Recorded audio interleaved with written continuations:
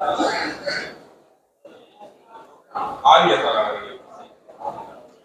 Sir, अपना तारुफ करवाइएगा और आज की एक्सपो का मकसद बताइएगा। जी अस्सलाम वालेकुम जी, मेरा नाम अंजुम मुर्तज़ा है। मैं professor of food science and nutrition में और institute of food science and nutrition को हेड करता हूँ as a director at university of Sargodha.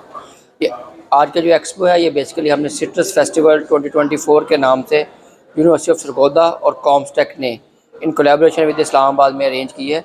और ये पहला सिट्रस फेस्टिवल है जो कॉम्सटेक के साथ इस्लामाबाद में अरेंज किया गया है।